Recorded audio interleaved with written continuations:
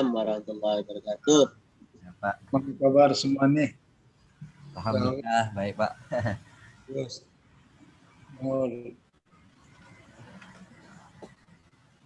Bentar Pak ya. Saya sambil siapkan.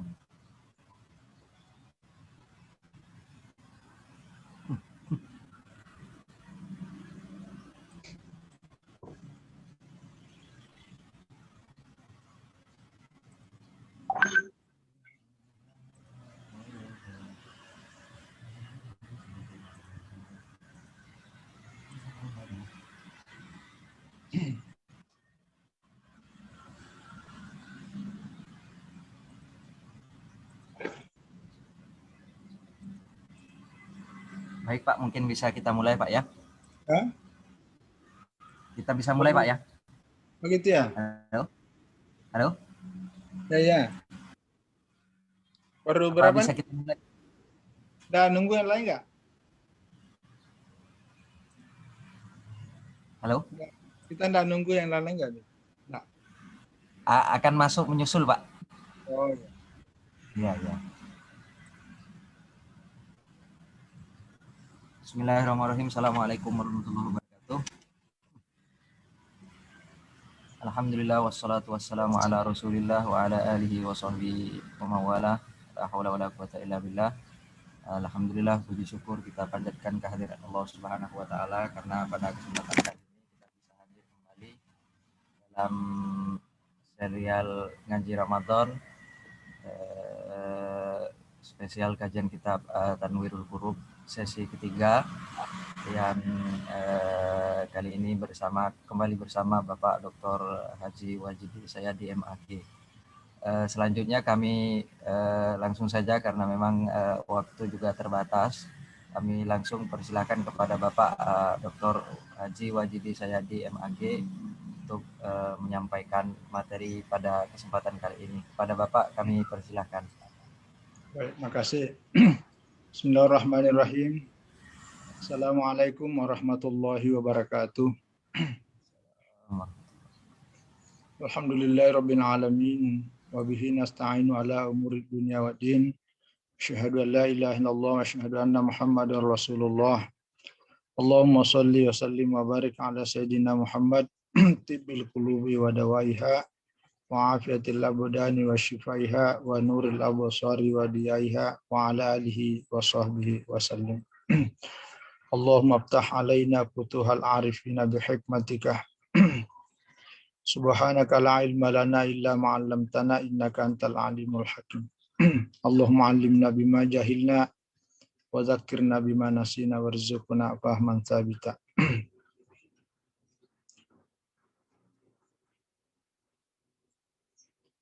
Bismillahirrahmanirrahim. Ila hadratin nabil karim al-mustafa sayyidina Muhammad wa ala alihi wasahbihi wa dzurriyyatihi wa al-qur'an khususan ila asy-syekh hadrati asy-syekh Muhammad Amin al-Qurdi sahib musanni hadzal kitab ta'arifun nafa'an Allah ulumi al-Fatihah.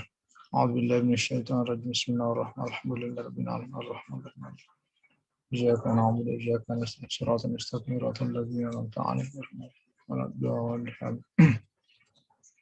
Alhamdulillah, para ustadz, para alim ulama, para kiai, para kuyaha, para sahabat, alhamdulillah kita bersyukur, terima kasih kehadiran Allah. Sore hari ini kita bisa bertemu walau sebatas online seperti ini. Ya, sekali lagi mohon maaf, rencana awalnya ini setiap hari, tapi rupanya sangat berat dengan berbagai aktivitas dan kesibukan, sehingga tidak memungkinkan untuk setiap hari. Jadi minimal Selasa dan hari Jumat, insya Allah, mudah-mudahan. Ya, apalagi karena kesibukan menjelang buka ini ditambah juga ada kegiatan-kegiatan kampus dan lain-lain. Jadi alhamdulillah. Baik, kita lanjutkan.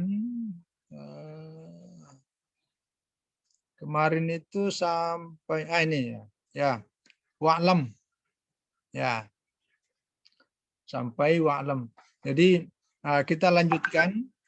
Ini sudah mulai masuk materi. Yang kemarin kan pengarang kitab ini Syekh Muhammad Amin Al-Qurdi memberikan gambaran tentang 7 kategori kelompok manusia. Nah, sekarang wa'lam annal amala salihah lahu naf'un azimun ya fi islahil qalbi wa tanwirhi. Ya, jadi amal saleh itu mempunyai manfaat yang sangat besar ya, dalam memperbaiki hati dan tanwir, memberikan penyinaran, pencerahan ya, penerangan terhadap hati.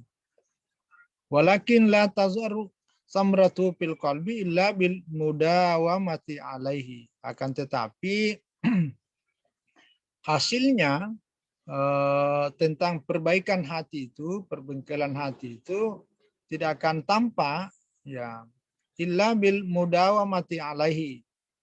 Ya, kecuali dawam, mudawama artinya lazim, terus menerus secara kontinu. Ya, jadi poin penting yang bisa diambil dari kalimat yang pendek ini bahwa ya antara amal soleh dengan hati ini tidak bisa dipisahkan. Nanti pengertian amal soleh di kalangan para ahli hakikat termasuk dalam konteks ilmu hakikat ini tentu tidak sama amal soleh pada umumnya yang dipahami oleh masyarakat secara umum. Ya, nanti apalagi nanti banyak berkaitan dengan semua muaranya ke hati. Jadi maka amal-amal soleh, amal kebaikan semakin tinggi keikhlasan, semakin dekat kepada Allah, terutama nanti dalam konteks zikir. Ya, karena zikirnya nanti di situ yang islah ihyaul qalbi, menghidupkan hati. Ya, para ulama seringkali menyebutkan zikir dengan kalbu ini itu ibarat antara ikan dengan air. Ya, jadi ikan ini tidak bisa hidup kalau tidak ada airnya. Maka hati pun juga begitu, tidak akan bisa hidup tanpa ada zikirnya. Apalagi untuk mau islah, memperbaiki, ya, memberikan tanwir, pencerahan, penyinaran, penerangan terhadap hati. Ya, cuma itu yang kedua,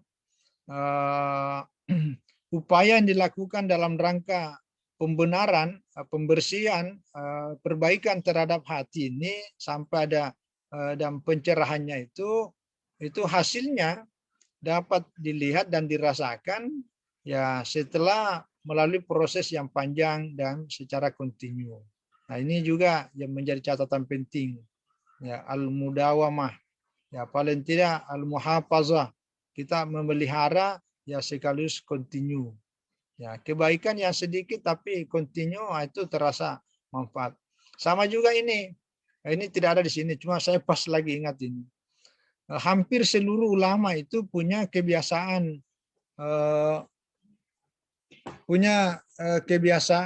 ada pengalaman-pengalaman spiritualitas khususnya pada wirid-wirid tertentu. Maka setiap ulama itu punya ciri, punya wiridan masing-masing itu. Karena wiridan yang dimaksud ini ya satu zikir yang memang dibaca terus-menerus.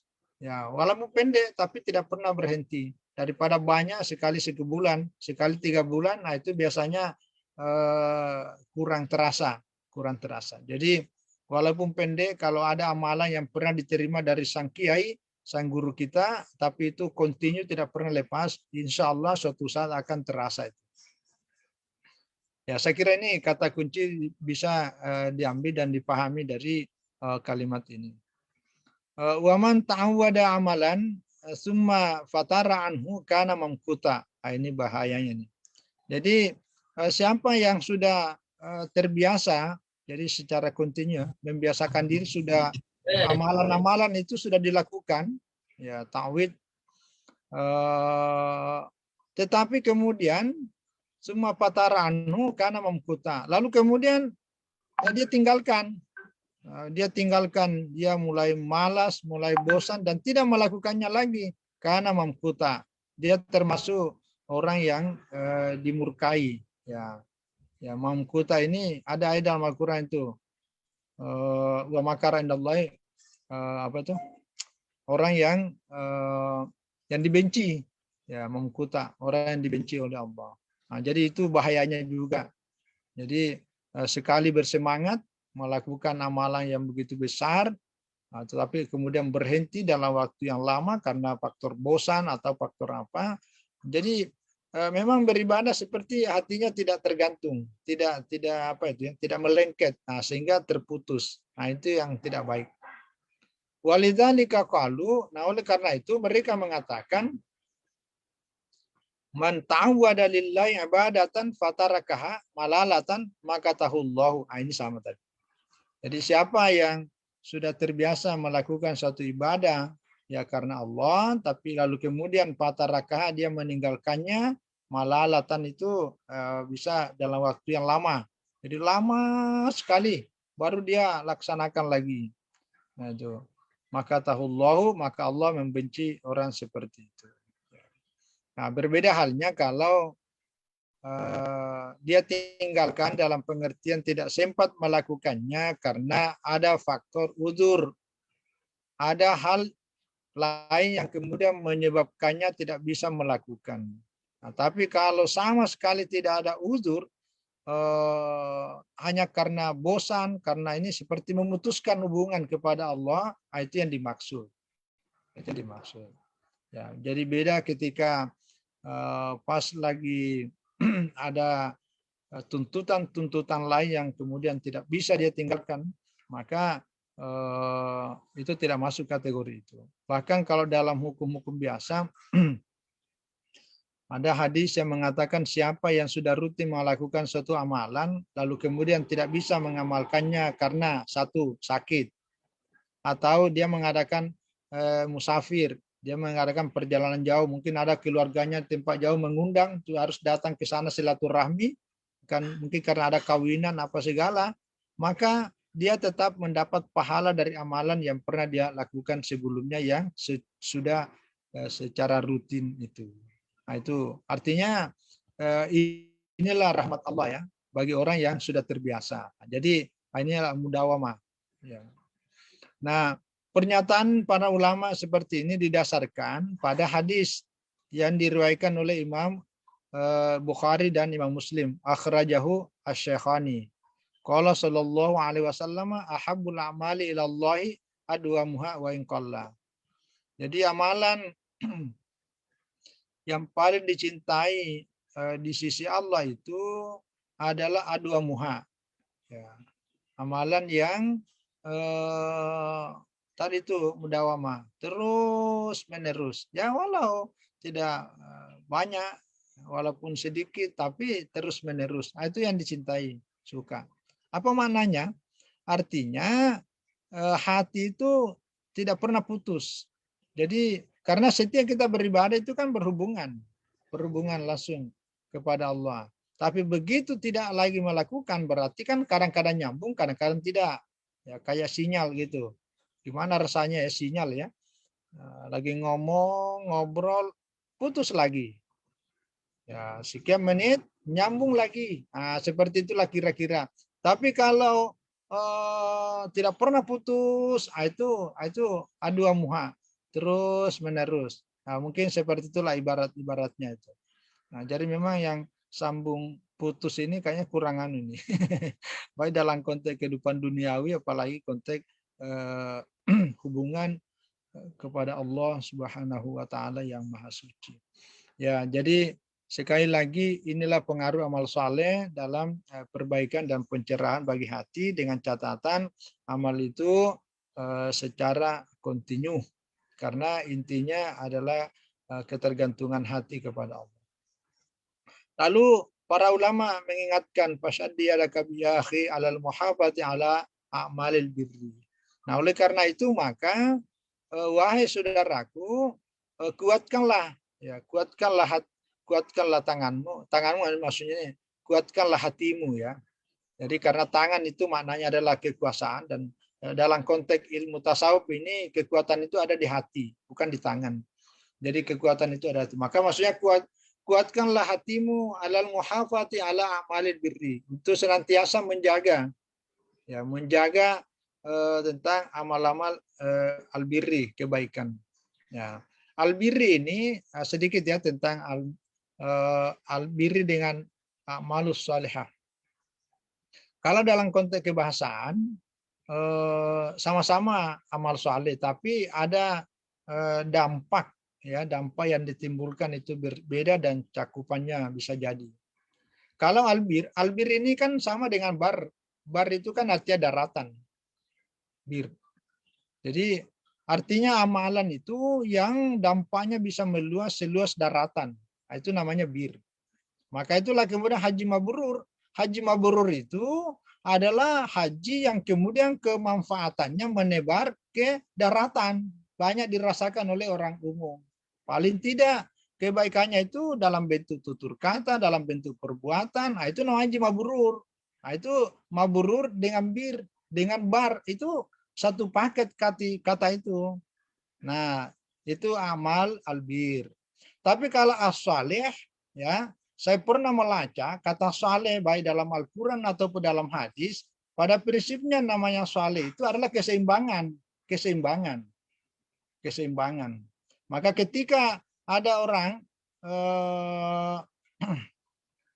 berselisih apalagi bertengkar, apalagi membunuh satu pihak dengan pihak yang saling membunuh, maka itu diminta supaya faslihu, maka berdamailah. Nah, asli itu dari kata salihah. Berdamai itu dalam pengertian beramal saleh lah, supaya yang tadinya tidak seimbang itu menjadi keseimbangan.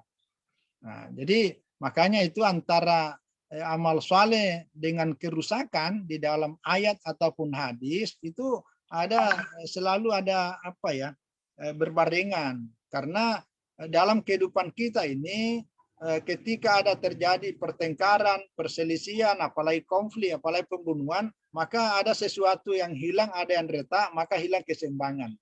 Itu sama dengan meja. Meja itu yang punya 4 kakinya, begitu ada kakinya patah satu, maka itu pasti sudah tidak saleh. Kenapa? Karena sudah tidak seimbang berdirinya meja itu. Maka supaya meja itu berdiri dengan baik, aman, maka itu ada keseimbangan 4 kaki. Itulah amal saleh. Maka amal saleh ini amal yang mempertimbangkan keduniaan, tapi juga mempertimbangkan keakhiratan, mempertimbangkan individualitas, tapi juga mempertimbangkan tentang kolektivitas. Jadi antara amal di individu, kemudian keluarga, lingkungan, dan sosial, itu selalu dijaga keseimbangannya itu. Itulah saleh. Itu. Nah, cuma kita ini orang menyebut amal saleh ya amal baik. Ya, itulah bahasa Indonesia ya. Nah, tapi kalau bahasa Arab, itu dengan tafsirnya itu cakupannya sangat luas. Nah, saya kira itulah gambarannya tadi, karena ada 2 istilah yang kita sebutkan tadi ini, satu amal saleh, yang kedua amal albir.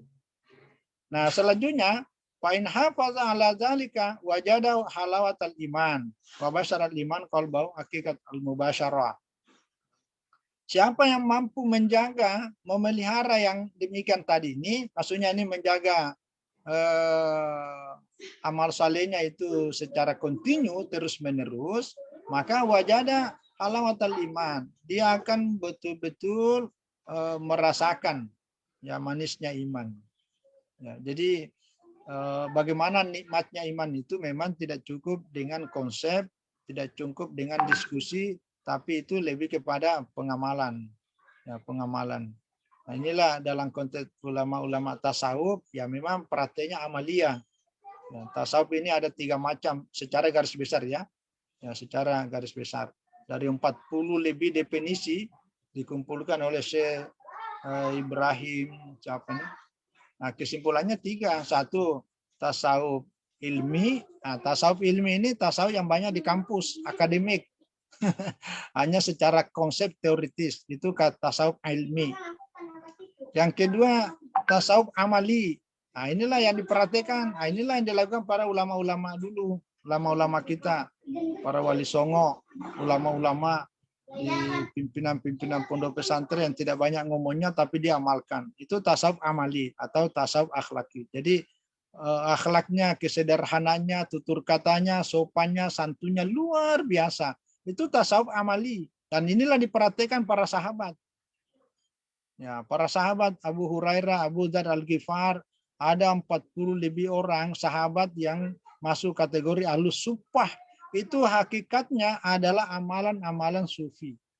Ya, walaupun belum ada istilah tasawuf, tapi mereka itu sudah mengamalkan.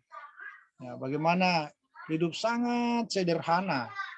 Ya, Abu Dzar Al-Ghifar seorang kaya raya, tetapi kemudian kehidupannya sangat sederhana. Itu pengamalan tasawuf amali namanya.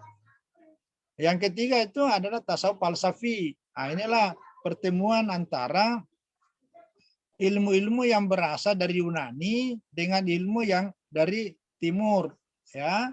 Nah, bertemulah itulah campuran. Nah, lahirlah semacam teori emanasi, konsep al-faid dan seterusnya. Itulah al-abid wal ma'bud wahid, macam-macam. Al-ittihad, apalagi konsep al-halaj itu dan seterusnya. Tapi kita tidak masuk di situ karena itu tidak pernah lepas dari persoalan, bukan hanya perbedaan tapi kadang-kadang perdebatan yang luar biasa. Ujung-ujungnya ya hilang dari konsep tawaduan.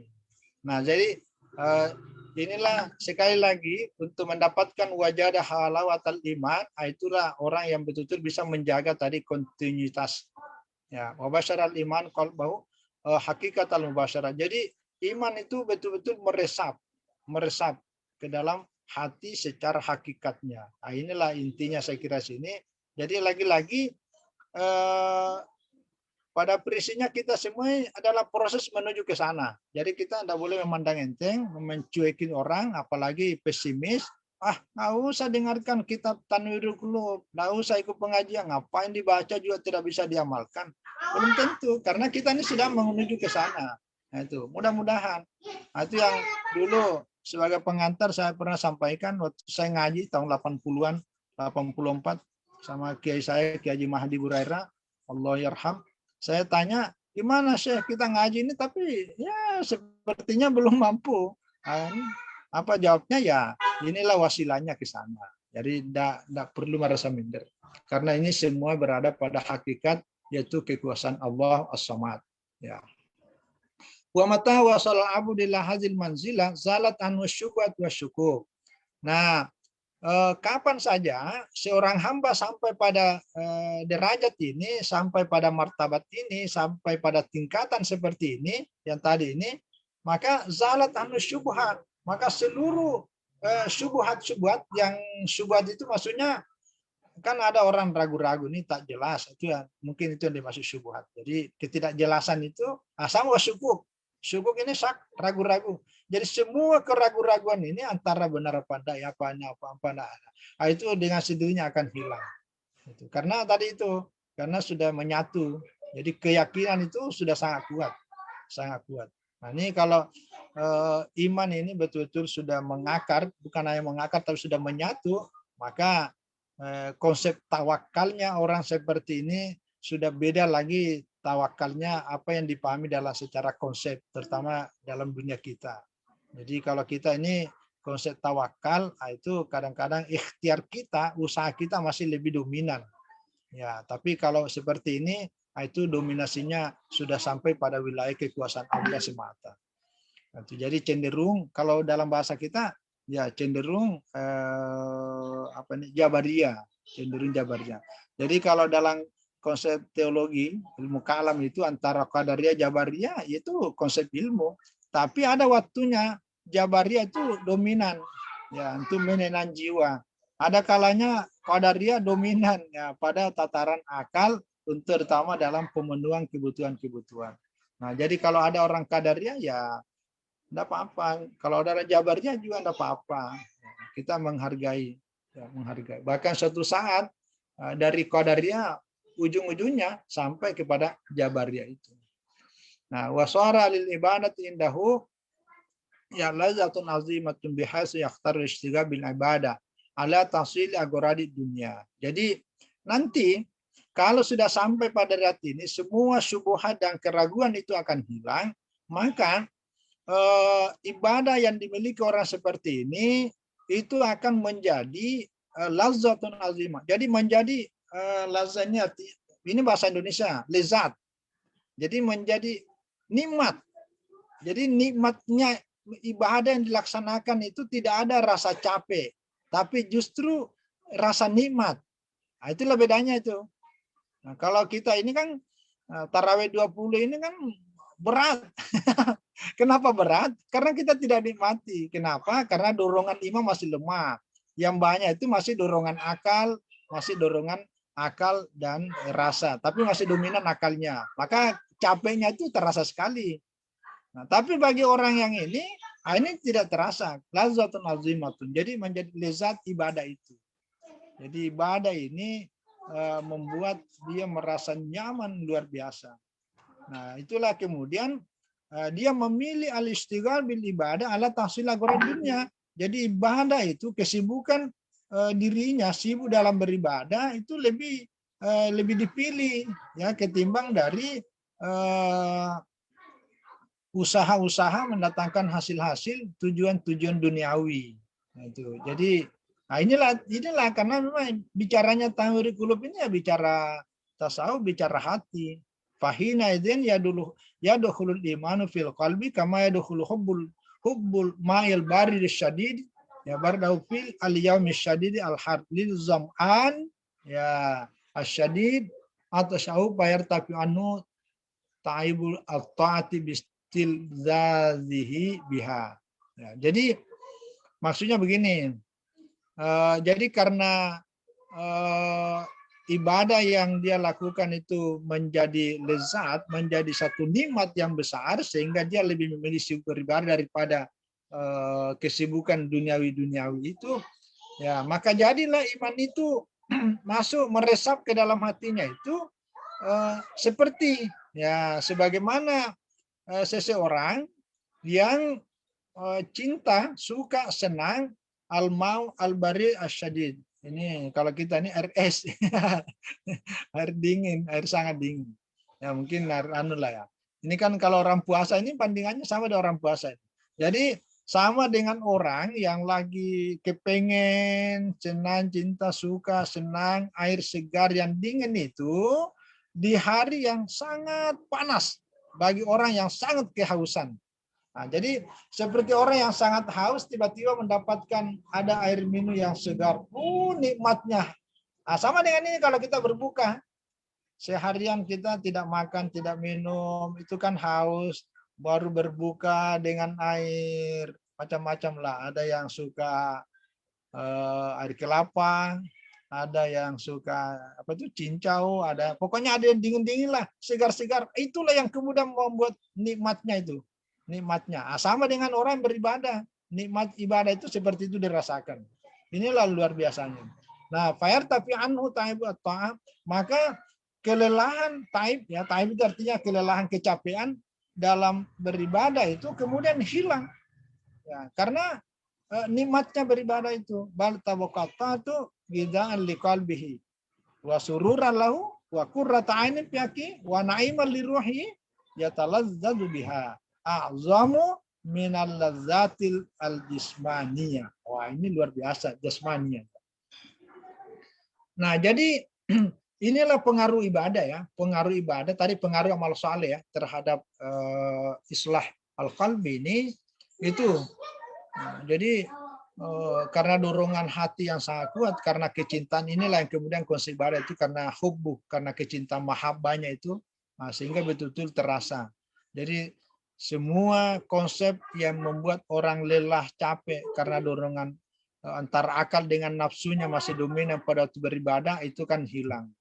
Nah, yang ada bal tabaqa atau gidaan liqalbihi. Jadi justru ibadah atau ini ketaatan, maksudnya ini ibadah-ibadah ya. Ketaatan dalam beribadah yang dilakukan ini menjadi gidaan liqalbihi.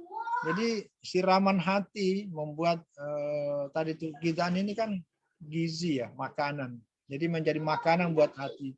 Jadi makin banyak ibadah, makin kuat, makin hati ini makin wa sururan lahu, dan itu menjadi semakin senang. Ya, semakin senang, makin gembira, wa qurrata ainin fiaki. Jadi menjadi apa ya? Ya, pokoknya ibadah yang dilakukan itu akan membuat hati semakin senang, suka karena ada gizi masuk, qurrata ainin, ya, wa na'imal lirohi, menjadi sangat nikmat ya bagi rohnya itu. Ya, menjadi permata qurrata ain. Ini luar biasa. Ya taladzatu biha. Nah, itu tadi itu lezatnya itu.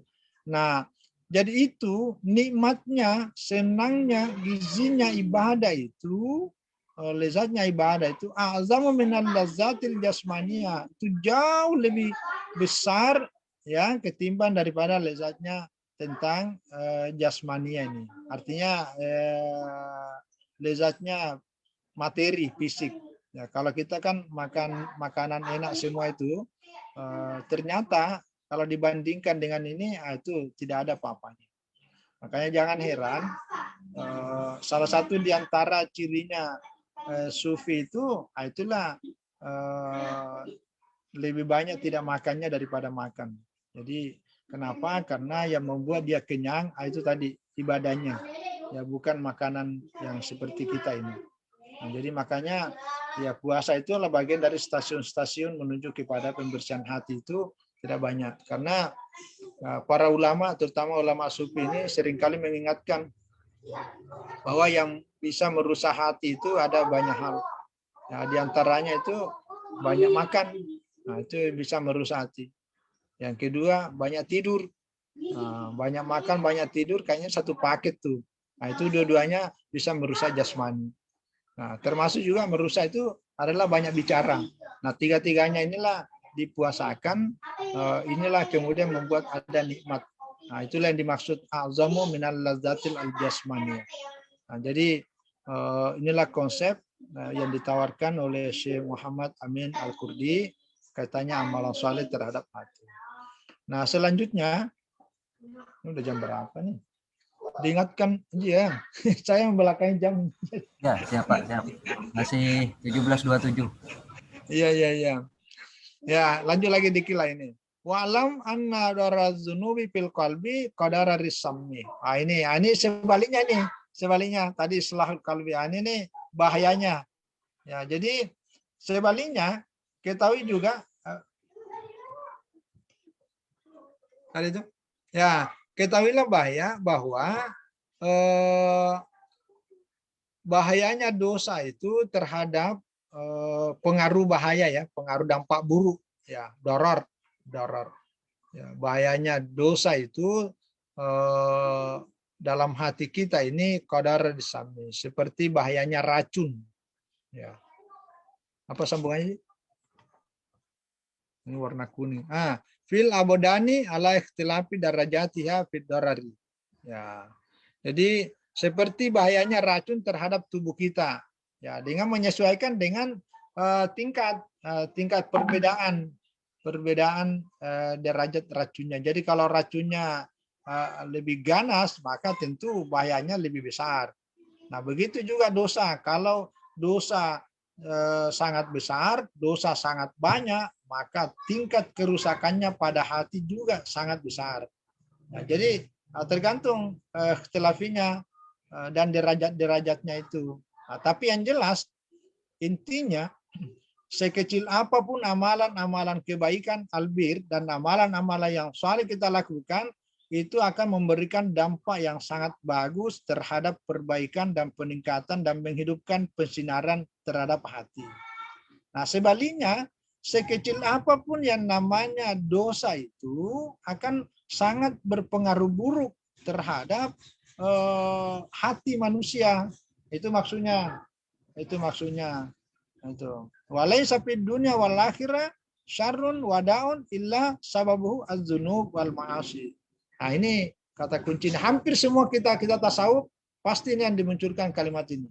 Saya buka tadi Ibnu Athaillah, ada kitabnya Ibnu Athaillah itu yang selain dari Al-Hikam, Ibnu Qayyim, Abdul Aziz Ad-Darini, itu hampir semua sama kesimpulannya ini, bahwa tidak ada suatu syarrun, keburukan, ya, wadaun dan penyakit di dunia dan di akhirat kecuali penyebabnya itu adalah dosa dan kemaksiatan.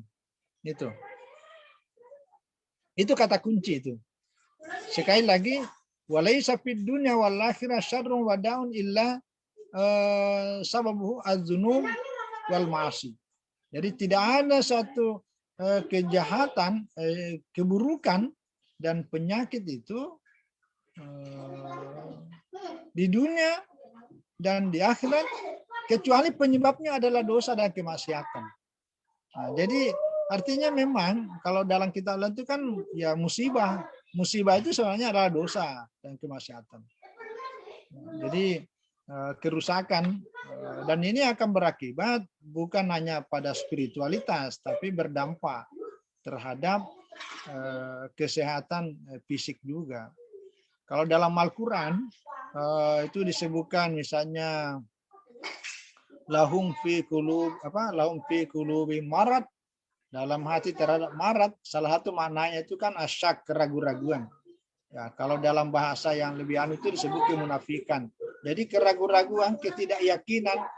Orang kalau tidak yakin kan imannya kurang ini, maka itu akan berpengaruh, namanya maradon. Nah, apalagi kalau dosa, itu dipastikan itu, pastikan. Ini saya kira kata kunci dalam ilmu tasawuf itu. Maka inilah yang mudah-mudahan bisa menjadikan kita warning ya, jadi warning untuk kita semua. Jangan pernah mandang enteng dosa sekecil apapun. Ya, sebaliknya jangan juga mandang enteng kebaikan, karena kebaikan sekecil apapun itu akan menjadi pintu terbukanya kebaikan-kebaikan berikutnya. Ya, begitu. Nah, begitu juga jangan dipandang enteng kejahatan, keburukan. Ya, karena keburukan yang kecil itu bisa menjadi pintu keburukan-keburukan berikutnya. Jadi kalau sekali maka itu akan berpengaruh untuk yang lain. Nah, jadi ini kelanjutannya, walil ma'asi minal asari al-qabihati al-mazmumati al-mudirrati bil qalbi wal badani fid dunya wal akhirah ma la ya'lamu illallah ta'ala. Jadi kemaksiatan itu artinya dosa-dosa yang pernah dilakukan itu minal asaril al-qabihah al-mazmumah al-mudirrah bil qalbi wal badani. Jadi itu mempunyai banyak ya efek dampak buruk ya yang tercela, dampak buruk yang merusak, al-mudirrah merusak, ya, merusak hati dan merusak badan. Ya. Itu di dunia dan di akhirat. Malah ya'lamu illallah, dan tidak ada yang tahu kecuali Allah. Nah, jadi itu yang kita harus yakini. Maka salah satu pengobatan sekarang ini kan banyak bermunculan penyakit segala macam namanya itu karena segala macam juga perilaku yang muncul. Segala macam perilaku muncul di mana manusia seolah-olah bisa menguasai segalanya, ternyata banyak penyakit yang belum bisa diobati oleh manusia. Nah, jadi ini konteksnya saya kira seperti itu. Jadi sekali lagi nanti ada rinciannya satu persatu ini tentang dampak-dampak buruk. Sekali lagi, walil ma'asi minal asari al-qabiyatil mazmumatil mudirra bil qalbi wal badan fid dunya wal akhir ma la ya'lamu illallah ta'ala. Jadi kemaksiatan dan berbagai macam dosa itu mempunyai efek buruk, dampak buruk yang tercela, yang bisa merusak terhadap hati dan badan manusia di dunia dan di akhirat, yang tidak ada entah kecuali Allah. Nah, saya kira itu. Ya, mana Ji? Siapa tahu ada yang mau, mungkin ada yang mau ya berikan saran, masukan, kritikan. Kita ya, kita ini sama-sama belajar nih. Jadi kan wasilah. Assalamualaikum warahmatullahi wabarakatuh. Waalaikumsalam warahmatullahi wabarakatuh. Ya, Pak Mul. Nah. Terima kasih Ustaz atas penjelasannya. Bagi saya ini sangat menarik sekali untuk kita kaji ya. Mengingat banyak di antara dai atau ustaz-ustaz kita itu terkadang mengaji itu tidak menggunakan rujukan atau pedoman. Ini alhamdulillah kitab yang kita kaji ini Tanwirul Qulub. Yang ingin saya tanyakan di sini Ustaz mengenai lezatnya ketika kita beribadah kepada Allah itu sama dengannya ketika kita atau orang yang sedang berpuasa itu menyantap atau meminum minuman yang sangat lezat seperti tadi Uci sampaikan, cincau, kemudian air kelapa dan lain sebagainya begitu saja.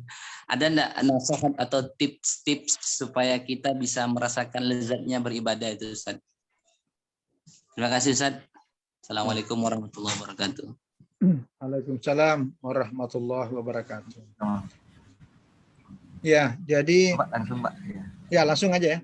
Ya, memang ini kan persoalan spiritual, jadi kerohanian, sehingga ini bahasa-bahasa digunakan oleh para ulama yang diibaratkan seperti orang yang sangat kehausan di tengah padang yang sangat panas, haus lagi, lalu kemudian meminum minuman segar, itu gimana nikmatnya seperti itu. Itulah diibaratkan dengan orang yang sedang berdosa, lalu kemudian dia mendekat kepada Allah dengan sedekat-dekatnya, maka kemudian rasa yang tadi rasa haus, rasa dahaga itu hilang dengan adanya seteguk air.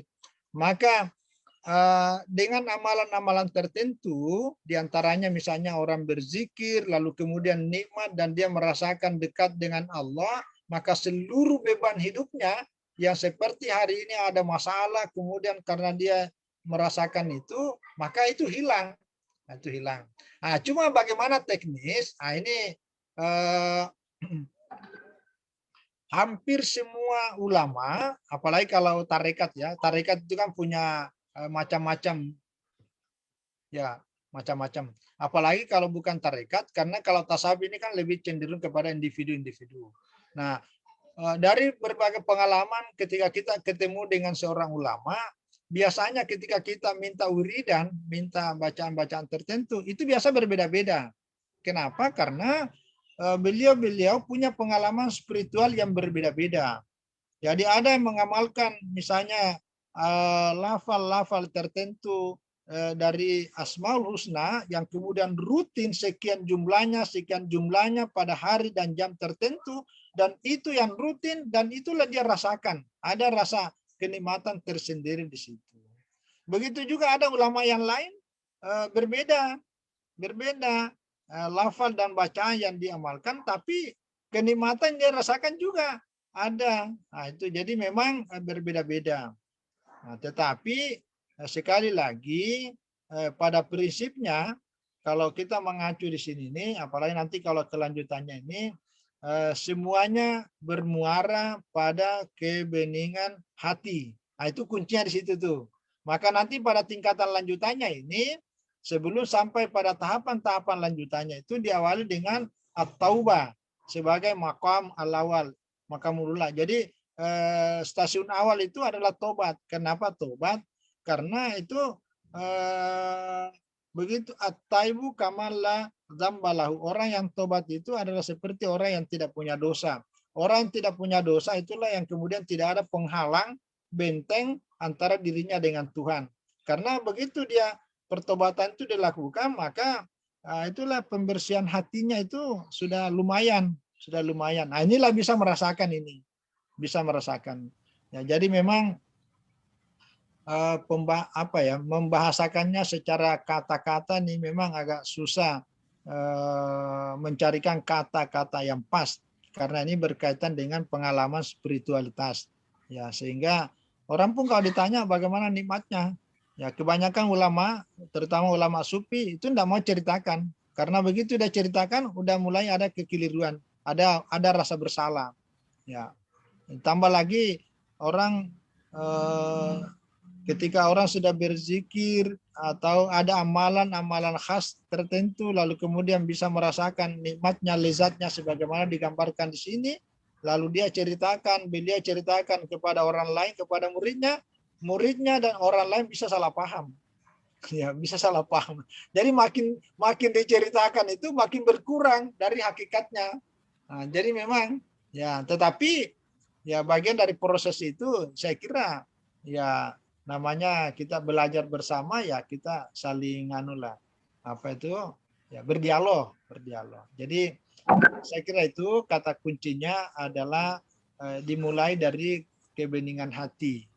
Ya, bagi kalangan mubtadiin, kalangan para pemula adalah ya memperbanyak amalan-amalan yang tadi amalan soleh belum dirinci sini, tapi kalau kita baca sumber-sumber yang lainnya, ya pastilah arahnya ke zikir-zikir, ya zikir. Nah, itu yang akan merasakan nanti.